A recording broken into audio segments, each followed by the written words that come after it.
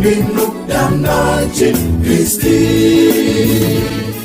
ary aoka isika ifampandinika hampandroso ny fitiava sy ny asa tsara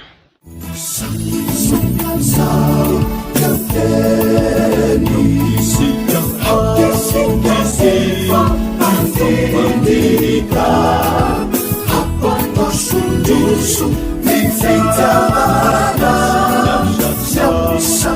saraku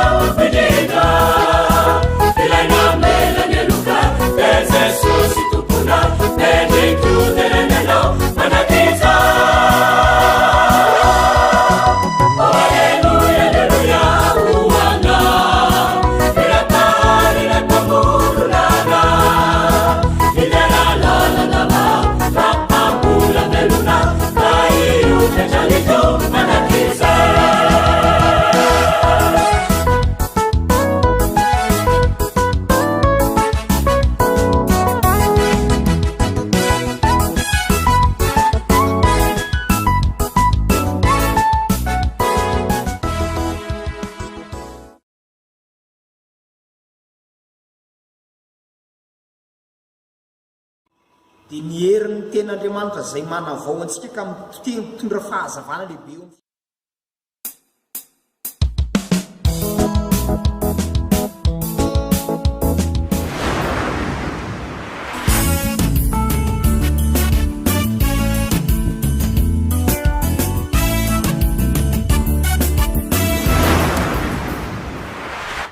Aoka hivavaka isika rehetra misaotranao indrindra zahay Andriamanitra no fitiavanao fa mamindra foianao ka miantra mandray an-tanana ny fiainana izao tontolo izao ka mbola manome ny teninao fiasam-pahasoavana hiazonanao anay amin'ny fahasoavanao ka ahafahanay mandray sy miaina ary mivelona manao ny asanao. Misaotra fa mamangy anay ianao amin'ny alalan'izao fitaovan-tserasera izao ahafahana mitory ny filazantsaranao koa manao ny asanao dia mangataka ny famondrantonao mba hiasanao zany rehetrarehetra zany sy ny tompony raikitra rehetra ahafahana manatanteraka ny asa tsara fitoriana ny filazantsaranao. Mametraka feno izao fampianarana izao koa eo ambany fahasoavanao hiasanao ahatonga fibebahana hampitombo finoana ahafahanay mivelona ao amin'ny sitraponao isanandro. Mamindrafo aminay mamelany eokay amin'ny anaran'i Jesosy Kristy tomponay no angatanay izany vavaka izany. Amen. Fifaliana lehibe ry havana no atolotra an'Andriamanitra amin'ny alalany ity fotoana ity izay tanterantsika amin'izao tambazotra mpifandraisana izao. Voalohany ny fahatrarana ny fahafolo taona nyity vondrona ataony izay ataony zanaky ny fiangonana Luterana Malagasy amin'ny tambazotra tsirasera amin'ny alalan'izao FB izao ka dia miarahaba antsika rehetra mahatratra izany. Ary mankasitraka koa ny tompona andraikitra rehetra izay mikirakira izany ka ahafahana manatanteraka ny asa fitoriana, fifampizarana sy fampahirezana amin'ny alalan'izao tambazotra izao. Faharoa dia misaotra koa ny amin'ny fifidianana anay ka afaka mandray anjara manatanteraka ny fampianarana amin'ny alalan'izao fankalazana ny fahafolo taona izao. Mankasitraka indrindra tompoko ho samy hotahian'Andriamanitra isika rehetra. Ny fampianarana izay voalahatra ho anjara sy andraisana anjara eto dia izay hitantsika ao amin'ny epistily ho an'ny Hebreo toko fahafolo vakitsika ny andininy fahavalo amin'ny telopolo ihany. Hebreo toko fahafolo ny andininy fahavalo amin'ny telopolo ihany. Vakitsika zany amin'ny anaran'i Jesosy. Ary ny oloko marina dia ho velon'ny finoana fa raha miemitra izy dia tsy sitraky ny fanahiko. Amen. Ny lohateny nampitondraina izao fampianarana izao dia ny hoe ny marina amin'ny finoana no ho velona. Ny marina amin'ny finoana no velona.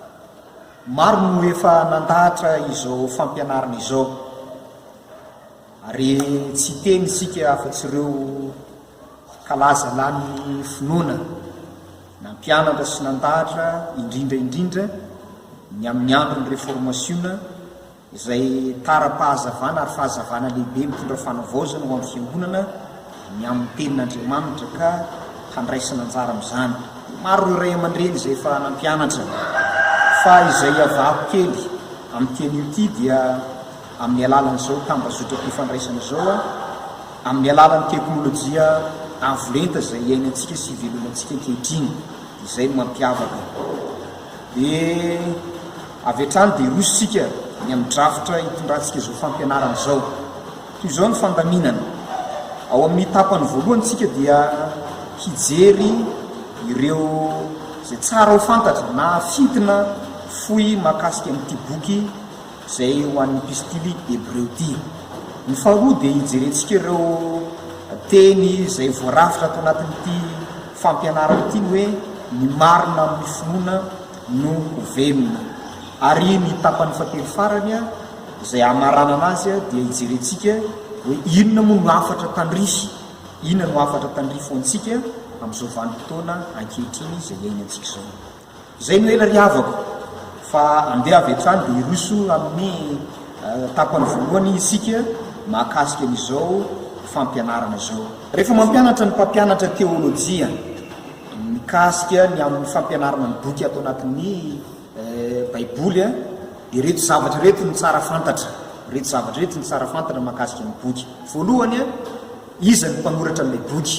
Faharoa ny daty nanoratana azy. Fahatelo ny olona anoratana, ilay vondrona anoratana ny faefatra dia ny fotokevitry ny boky ary ny fahadimy zay tokony ho fantatra farafakeliny dia ny fizaranny ilay boky fa amin'ny teny ity tsika tsy hianatra na handalina reo rehetrarehetra reo fa zay tsara fantatra riavana ny tsy maintsy fahavohitra ho amin'nyity boky ity ka fidintsika foy amin'ny alalan'izao fampianarana izao ao anatin'ny epistily rehefa navadibadika ny famakina navadika dia hita fa tsy misy ary tsy ahitana soratra milaza ny mpanoratra ao fa misy anaran'olona maromaro zay voatonony mpandinika mametraka sy hoivina vinaina nanoratra ny boky dia voasoratra ao voalaza ny mpandinika fa mety ho Paoly nanoratra ny boky, mety ho Apolosy nanoratra ny boky, mety ho Barnabasy nanoratra ny boky ary mety Lioka na mety olona tsy fantatra akory. Zany ilazana fa tsy voasoratra ao anatin'ny bokintsika zany ary tsy fantatra mazava hoe iza nanoratra azy. Faharoa, ny anoratana dia voalaza fa Hebreo ary raha ny fandiniana ataon'ny mpandinika aza dia efa taty afara be taty vao napetraka hoe ho an'ny Hebreo, episty ho an'ny soratana ho an'ny Hebreo. Ny Hebreo zay lazana ato dia any amin'ny Genesis toko 17 andininy 7 Genesis toko 17 andininy 7 ny Genesis toko 14 andininy 17 dia miresaka fa i Abrahama Hebreo, zany hoe i Abrahama prenireny. Dia i Abrahama prenireny ve no nanoratana ny boky? Tsy riavako fa raha jerena ny vanim-potoana iainana sy resana dia aty amin'ny vanim-potoana ny testameta vaovao. Maneo zany fa rehefa vakina ny epistily ray manontolo dia ilazana fa eny am-pielezana zany hoe ivelan'ny Palestina, tsy an'ny Jerosalema io, tsy an'ny Jodia no zavatra resana ato anatin'ity epistily ity, fa misoratana misoratana ho an'ireo jiosy, ho an'ireo zanak'Israely zay mino an'i Kristy eny am-pielezana. Raha mamakytsika ny amin'ny Hebreo toko 17 ny 420 dia maneo fa tany Roma, misy anaratany voasoratra mazava zany eo, any Roma. Tsy hita soratra tao ny anaran'ny anoratana fa amin'ny epistily rehetra zay soratan'ny Paoly ohatra dia voalaza tsara fa ho an'ny zareo fiangonana any Galatia, ho an'ny zareo any Roma. Fa anatin'ity epistily ity riavana dia tsy misy soratra na taratra kory resana fa ho an'ny Hebreo izay milazana azy mazava. Fa izay ny tenenintsika taria amboniny tarino hoe taty ao fara vao misoratana hoe epistily ho an'ny Hebreo ity. Fa ny zava-dehibe hita dia izao fikambanan'olona mitovy fomba mampanao no kendren'ny mpanoratra miratana. Fikambanan'ny olona mitovy fomba amampanao no kendren'ny mpanoratra nanoratana. Izany dia fanjakana tokana, fiangonana tokana no misy azy, fiangonana tokana no misy azy. Ary fiangonana tokana misy azy io dia vondron'olona zay miaritra fanenjena sy fampahoriana. Raha mamakytsika ny amin'ny toko 20 miezaka tsika mba samy mamakimaky Hebreo toko 20 dia ilazana fa fiangonana tokana miaritra fanenjena sy fahoriana ary navantana ho amin'ny mpino tsiraray ny afatra fa tsy navantana ho amin'ny mpitondra, tsy ho an'ilay mpitondra fiangonana tamin'ny fitoerana io zany fa navantana ho amin'ny mpitondra. Raha mamakytsika dia hitatsika tsara izany andiny zany amin'ny toko 17 andininy 20 zay zany ny resana hoe olona nanoratana. Fa telo dia resana tokoa ny hoe miantony nanoratana, efa voalazantsika teo ihany amin'ny toko 10 andininy 20 dia lazana fa fiangonana tokana miaritra fanenjena na vondrona miaritra fanenjena sy fampahoriana io. Fa ny antony nanoratana izao epistily izao dia mazava, anatra sy fampahirezana mba hijoro amin'ny finoana na dia ao anatin'ny fanenjena sy ny fampahoriana azy. Io ny vodikapikevitra zay resana. Raha atao ny famitinana zay voalaza zay dia zao ao anatin'ny epistily dia tsy ahitana anaran'olona zay nanoratra azy, tsy ahitana mivantana ny olona nanoratana, fa ny azo lazaina dia ny hoe mety ho Paoly, mety ho Apôlosy, mety ho Barnabasy, mety Lioka na olo-kafa akory zay mety niarakaraka tamin'ireo ray aman-dreny be tamin'izany fotoana zany no nanoratra ny epistily. Tsy misy fantatra hoe iza fa lazaina kosa hoe vondron'olona niaritra fanenjena sy fampahoriana tamin'izany fotoana zany izay mino an'i Kristy ka dia nenjena tamin'izany, ka ny antony nanoratana dia ny fampahirezana sy anatra azy ireo mba hijoro ho vavolombelon'ny Kristy. Reo zany no azo fitinana ny tapany voalohany ry havana. Ny fidirantsika amin'ny tapany faharoa dia iresantsika manokana mahakasika n'ilay lohateny ny fampianarana izay menantsika eto dia hoe ny marina amin'ny finoana no velona. Iverenantsika ny amin'ny voalaza ao anatin'ny epistily ho an'ny Hebreo 10 dia ny 9:30. Ary ny oloko marina dia ho velon'ny finoana, ary ny oloko marina dia ho velon'ny finoana. Veritsika indray mandeha, ary ny oloko marina dia ho velon'ny finoana. Ato amin'ny fizarana faharoa no hijerentsika ireo teny fanalahidy zay tsara ho fantatsika ny amin'ny tontolony sy izay ampiasana azy dia hijerentsika. Fa izao no dia hiverenantsika satria io teny io dia efa hitantsika tany amin'ny bokin'ny testamenta taloha. Averina efa niverina tany amin'ny testamenta taloha dia tsara mba hiverenantsika hifotorantsika hoe inona moa ny zavatra nisy any amin'ny bokin'ny Abakoka. Raha ho jerentsika ny tontolo ny bokin'ny Abakoka dia ity hafatra ity dia hafatra nentin'ny Abakoka mety tamin'ny taona 700 talohan'i Jesosy Kristy tanoany. 700 talohan'i Jesosy Kristy tanoany.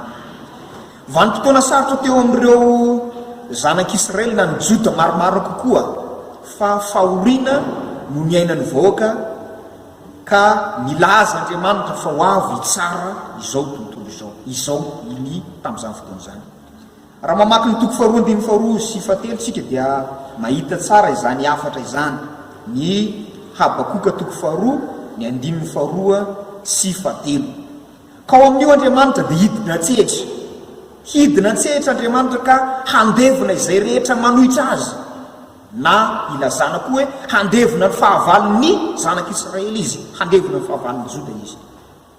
Aseho amin'izany ny fitondran'Andriamanitra sy ny herin'ny magaga zay mandresy ny fahavalony ka manapotika ny fahavalony rehetra ary mitondra fiainana sy fahavelomana, fiadanana ho an'ny olona, hametraka sy ampitoetra ny fiadanana ho an'ny olona izy.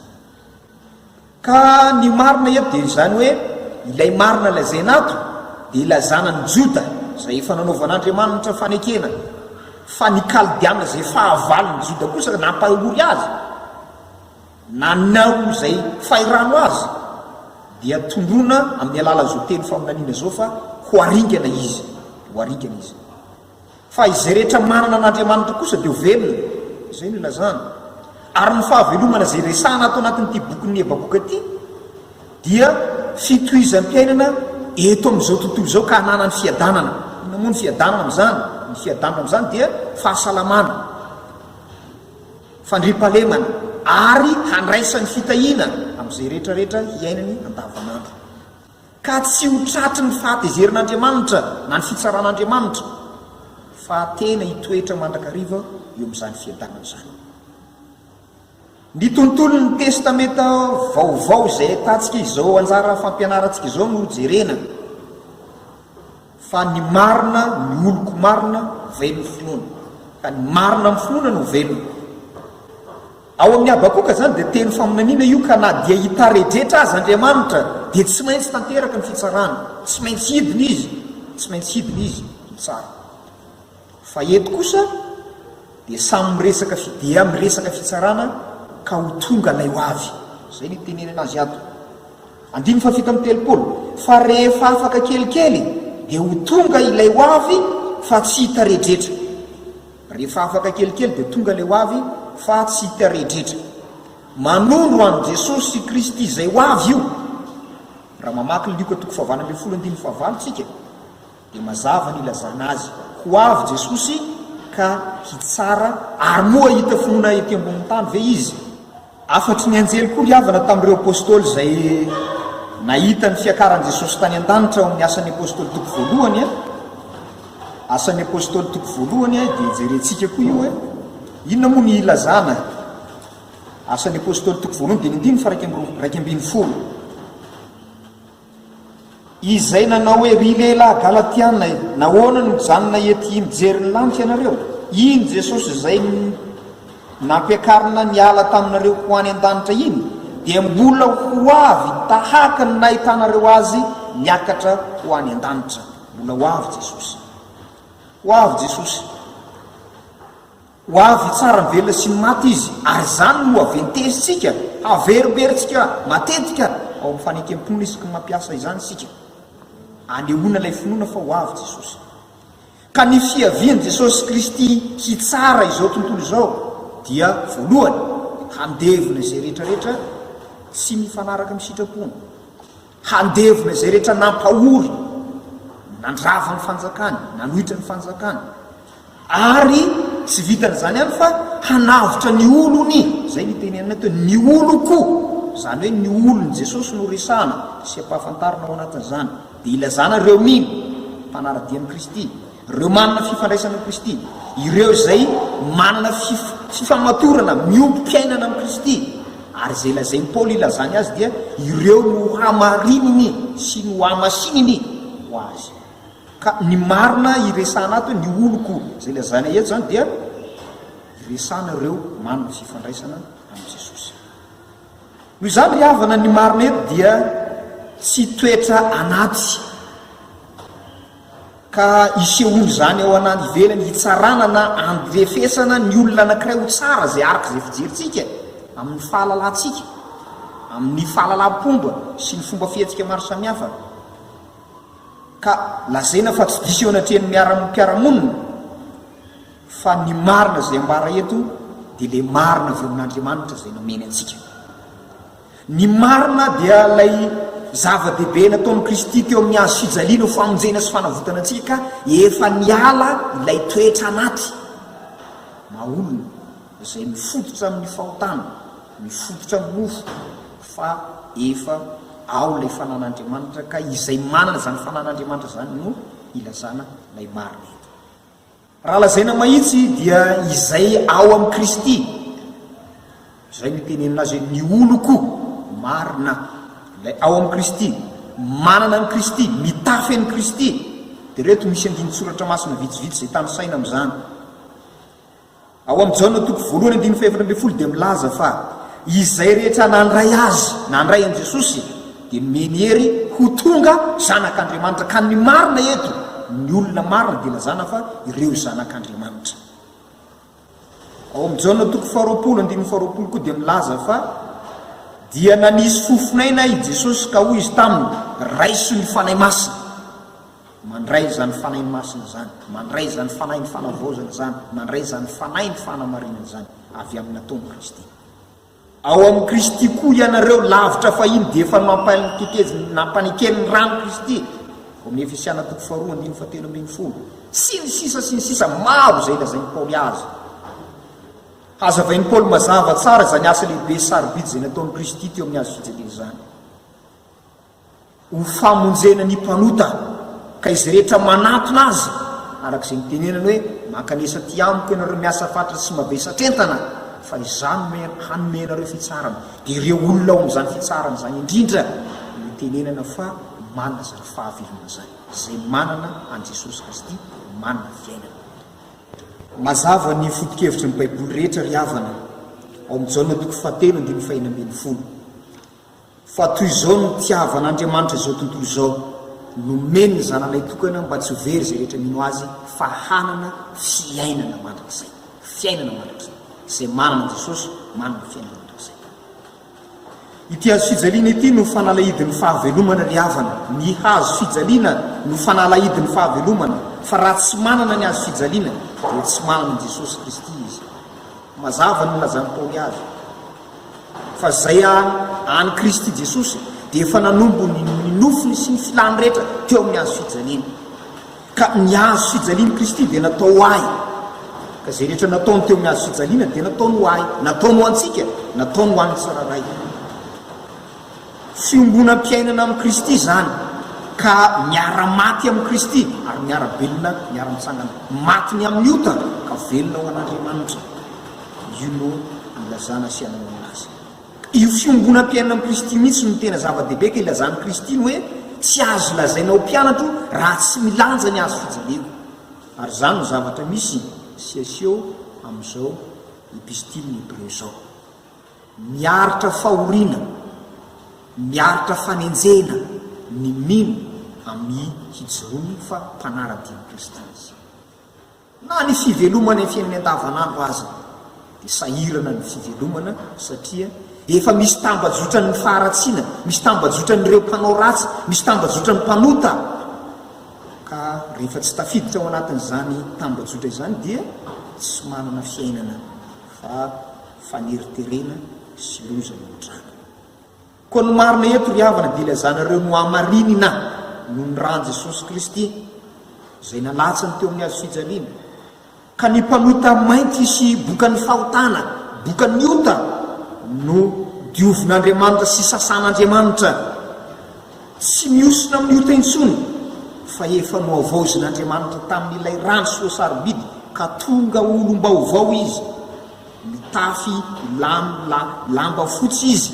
Ka itenenana amin'ny apokalipsy iny hoe izy reo miakanjo fotsy lava dia ireo ny avy amin'ny fahoriana lehibe ka nanasany akanjony tamin'ny rano zanak'ondry ireo ka mendrika ho eo anatrehan'ny zanak'ondry fidera sy ankalazan'Andriamanitra. Izany koa ny antso izay atao n'Andriamanitra mandraka ankehitriny, antso mpitiavana iantsona ny mino rehetra, iantsona ny olona rehetra mba hitombo ho amin'ny fahamasinana hanana izany fahavelomana izany. Fa ao amin'ny Kristy irery ihany no misy ny fahavelomana. Miamitombo ny faharatsiana ry havana, mitombo ny olona, mitombo ny ratsy, mitombo ny mpanota, ary amin'ny fomba maro samihafa ny isehoana izany faharitoana sy faharatsiana izany izay hitantsika eto amin'izao tontolo izao. Miaratsy ny fiainana. Tonga maizina izao tontolo izao, isaorana nefa Andriamanitra izay be famindram-po fa mbola mandefa antso amin'ny fomba maro samihafa ary amin'ny alalan'izao tambazotra-pifandraisana izao no isehoana izao fijoroana vavolombelona ataony zanaky ny fiangonana Luterana Malagasy ka ahafahany manatanteraka ny fitoriana ny filazantsara. Solombavan'Andriamanitra na vavan'Andriamanitra miantso ny olona rehetra ho amin'izany fahavelomana izany mba ho avaozin'Andriamanitra izy. Ka ny velona izay natao amin'ny Hébreu voalohany velona ny amin'ny fitohizam-piainana arovan'Andriamanitra amin'ny loza maro samihafa rehetra raha mbola eto amin'izao tontolo izao izy. Ary ny fahavelomana faharoa izay lazaina dia ny fahavelomana dia le fitombony sy fisehoany ny fahafenona feno ao amin'ny fanjakan'Andriamanitra ka ho velona mandrakizay arak'izay voalaza amin'ny zao no fatelo ambiny faena ambiny folo.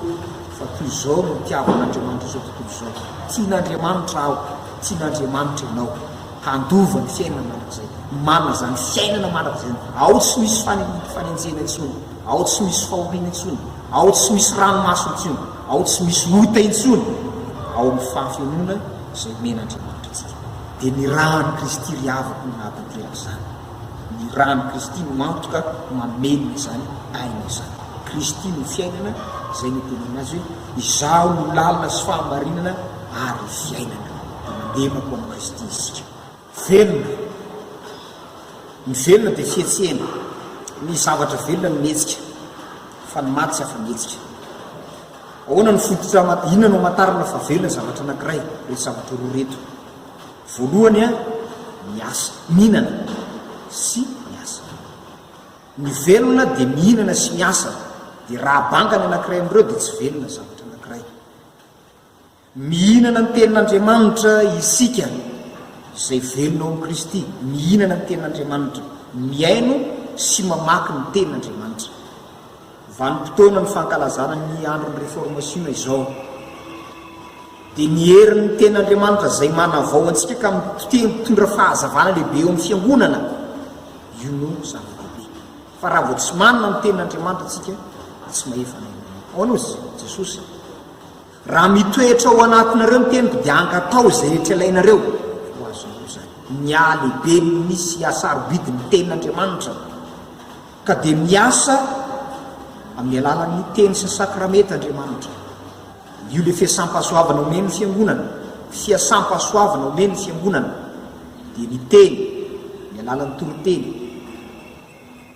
ary ny sakrameta zay hamanan'Andriamanitra tsika faharoa ny amin'ilay ntsony hoe mihavelona dia tsy hafa fa ny miasa manao ny asan'Andriamanitra tsy ny fanaovana ny sitrapoko fa zao ny tenenan'ny Paoly azy tsy izaho intsony no velona fa Kristy no velona atao anatiko izahay manana ny sain'i Kristy dia ny sain'i Kristy no manatanteraka mitafy an'i Kristy izany hoe tsy misy intsony lay izaho fa lay Kristy no maneho izany ka ny asan'Andriamanitra no ataony ary io no tenenan'i Jesosy mazava tsara an'ireo jiosy zay tonga no azy inona no asan'Andriamanitra dia ny asan'Andriamanitra dia ny inonareo an'i Kristy inonareo ny zanak'Andriamanitra inonareo zay nirahana ka io fiainona ny tenin'Andriamanitra io no ahafahantsika manatanteraka ny asan'Andriamanitra azahoantsika manao ny asan'Andriamanitra dia ilay lazaina fa hoe manao asa tsara ka ny asa tsara dia tsy hafa ilay asan'Andriamanitra dia tsy hafa fa asa ankasitrahan'Andriamanitra asa ankasitrahan'Andriamanitra manao ny sitrapon'Andriamanitra dia ankasitrahan'Andriamanitra zay ny asa tsara ary tsy vitan'izany ihany fa mitondra fiainana mitondra fampandrosoana ho an'ny hafa satria isika tsy velona ho an'ny tenantsika fa velona ho an'ny hafa manao hetsika maneho zany fifandraisana amin'Andriamanitra zany ny mena manao hetsika maneho zany fifandraisana amin'Andriamanitra zany ny mena dia tsarotsika ny amin'izay filazan'i Jesosy ny amin'ny voaloboka ny fifandraisana an' Jesosy ampitoerin'i Jesosy tsara tsika mba hahavokatra mba ho tonga fihinana zany dia manolo tenantsika tahaka ny tenenan'ny Paoly koa atoloro ny tenanareo fanatitra velona masina sitrak'Andriamanitra dia fanompompanahy zay tokony ataonareo zany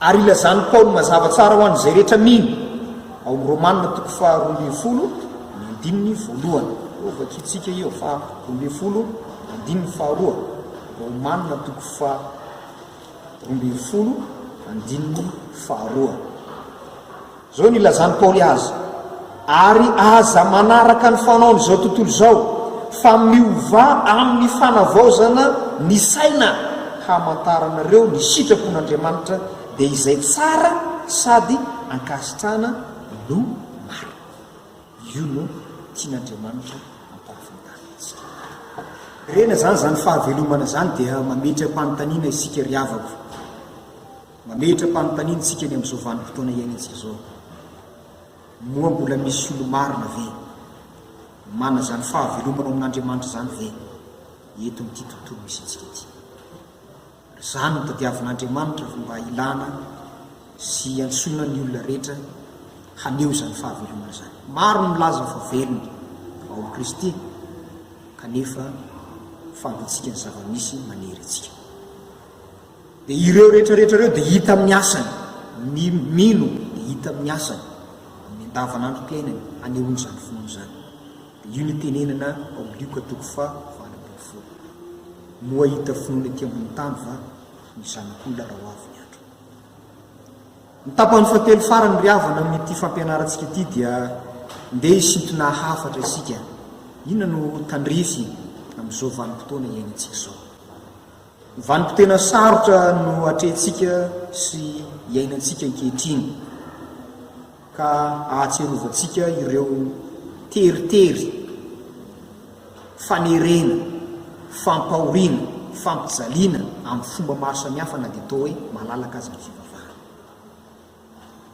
tery ny fiainana ny amin'ny fijoroana vavolombelon'i Kristy eto amin'izao tontolo zao ny amin'ny fanalalana maro samihafa hijeryntsika ohatra ny amin'ny rivotra mitsoka ny amin'ny antsona hoe zon'olombelona ny miralenta sy ny sisa sy ny sisa fa ireo rehetrarehetra reo ry havana dia mitarika ny fiangonana ary manery ny fiangonana ankolaka hanao ny tsy fanaona ary dia zany no mahatonga ny hoe ny olona mitovy fananahana ankehitriny dia endro fa diso lalana ny fiangonana ka misy manatanteraka sy manao izany tsotra ny mpanambadiana izany tsy araka ny sitrapon'Andriamanitra ireo karazana tsindry isan-karazana zay iainany mino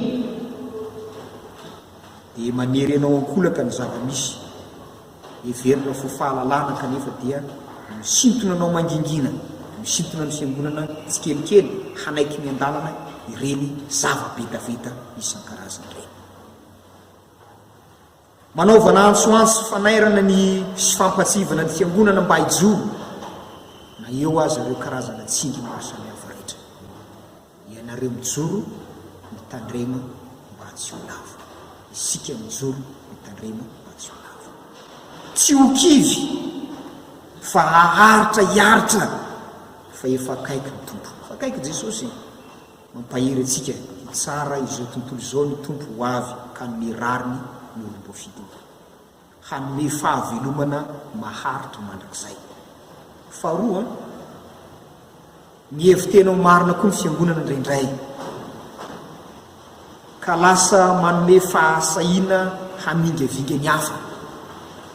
Ny hevitena ho marina ny fiangonana ka manana fahasahiana hamingavinga ny hafa ka miteraka fifaniliana, fa tsaroa fa vanim-potoana tokony hijoron'ny mino zao, vanim-potoana tokony hanehoana ny fiombonana marina zao ny amin'ny fitoniana ny filazantsara ka ho solombavan'Andriamanitra hifampitantana ho any amin'ny fiainana mandrakizay ny rehetra. Noho izany dia hifanometana antsika hibanjina mandrakariva ny azo fijalian'i Kristy ilay faneva lehibe tondra antsika ho any amin'ny fiainana mandrakizay. Haseho antsika eto amin'izao tontolo izao zany fiombonana zany, fa isika dia olona no avaozina, olom-baovao ka mitondra ny sain'i Kristy, manana sain'i Kristy. Dia aneo mandrakariva zany ny fifankatiavana ilay didy amantarana ny mino mba ho amin'ny fahatsarana sy fiainana mandrakizay.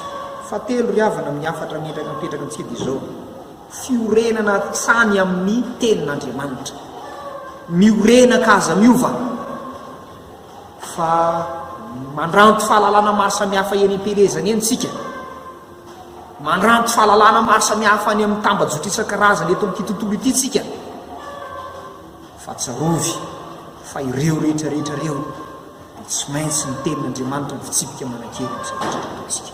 Ny tenin'Andriamanitra no manapaka amin'ny ataontsika, fa tsarovy fa hoy Loterana hoe ny fahalalana manohitra ny finoana, ka ho anao aoka mantatra sy vanina amin'ny alalan'ny tenin'Andriamanitra ireo karazam-pahalalana rehetra izay mitranga mba tsy hatonga antsika hanao rapa-dango ny fahalalana rehetra ka tonga antsika voasintona ho any amin'ny fahalalana na finoana hafa izay tsy araka ny sitrapon'Andriamanitra. Farany ry havana, mila mifandray amin'i Jesosy isika, mila mifandray amin'i Jesosy isika. Zao no voalaza amin'ny Luka 9:12, tsy mety raha tsy mivavaka mandrakariva mba tsy ho reraka. Aoka tsy ho kely vavaka isika amin'izao vanim-potoana iainantsika zao, fa raha vao tsy ampy vavaka isika dia ho anatiny fahampitena sy ny fanavana. Satria nahoana? Mitady irika Satana hanapotena sy andravana ny fiangonana, hanapotena sy andravana ny mino fomba maro samihafa. Raha vao tsy ampy vavaka isika dia tsy mahatanteraka ny fiasa-piasana. Andao ariara iasa, andao hitsangana mivonona, fa mbola maro ny asa tsy natao, mbola maro ny asa adino. Miandry antsika ny fiangonana, miandry antsika izao tontolo izao hitondra zany fahavelomana zany, hizara fahavelomana ho an'ny hafa isika ho voninahitra Andriamanitra irery ihany. Ny velona, ny marina, ny finoana, ny velona, vavaka isika. Misaotranao zahay Andriamanitra ny amin'ny anomezanao ty fotoana ity ny alalan'izao tambajotra izao, ahafahana mitory ny teninao, mifampahery amin'ny anaranao mba azonay manatanteraka ny asa fitoriana, ny asa tsara rehetra mbola ny ranao amin'izao androm-pahavelomana izao. Aoka hitondra fiainana ho anay zany, ifampandinitena sy fampahirezana ho an'ny tsiraray aby, ho voninahitra ny anaranao rehetra. Amin'ny anaranao Jesosy Kristy tomponay no angatanay izany vavaka zany. Amen.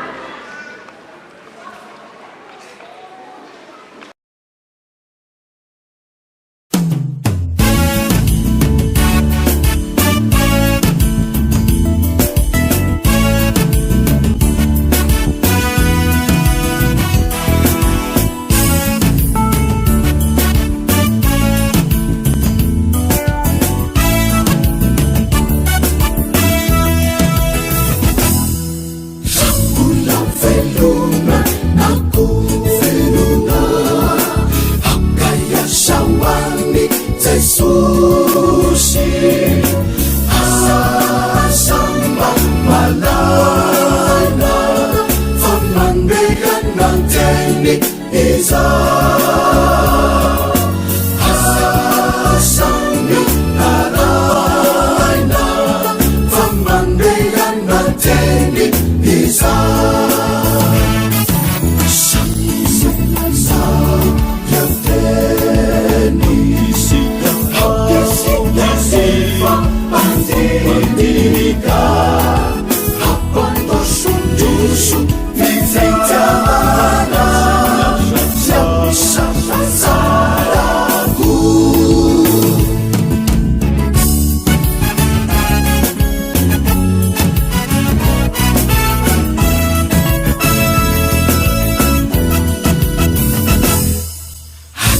atamarirai eri hakisika itu ipeni natifangasiya visanino pianaci Kristi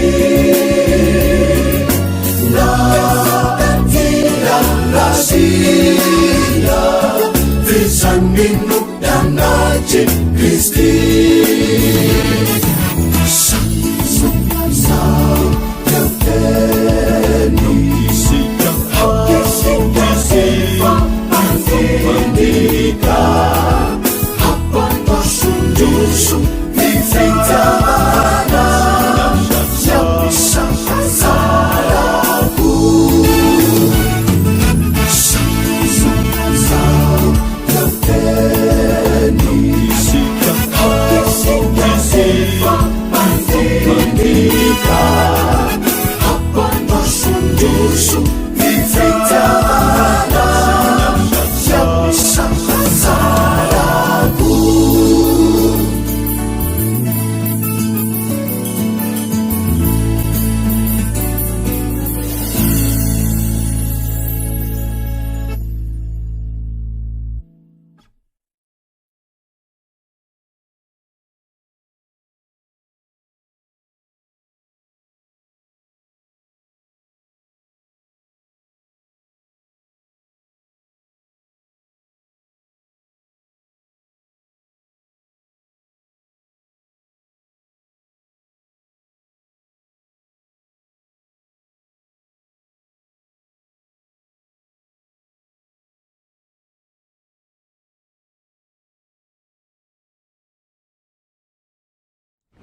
Nivondrina ZFLM Sini radio teny fiainana FM 91.2 dia faly manolotra anao ZFLM folo taona.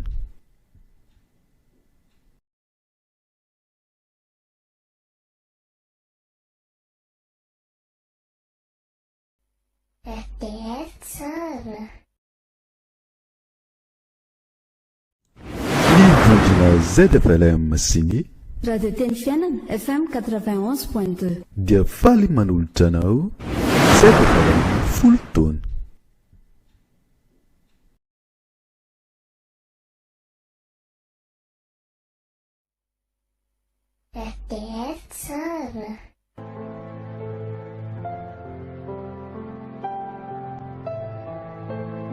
kana dia kely indrindra aza no ny andohanao dia ho lehibe indrindra no hiafaranao. Joba toko fahavalo ny andinin'ny fahafito. radio teny fiainana FM 91.2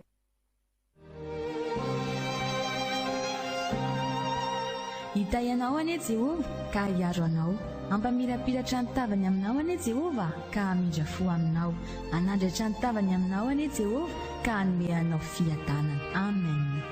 Numeri toko fahaenina andininy fahaefatra amby roapolo hatramin'ny fahaenina amby roapolo.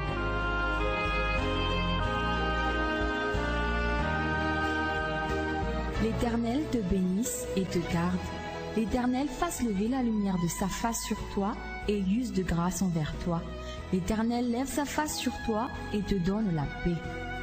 Amen. Nombre chapitre 6, versets 24 à 26.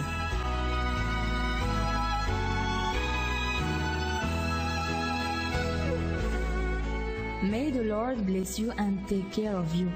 May the Lord be kind and gracious to you. May the Lord Lord look on you with favor and give you peace. Amen. Number chapter 6, verse 24 to 26.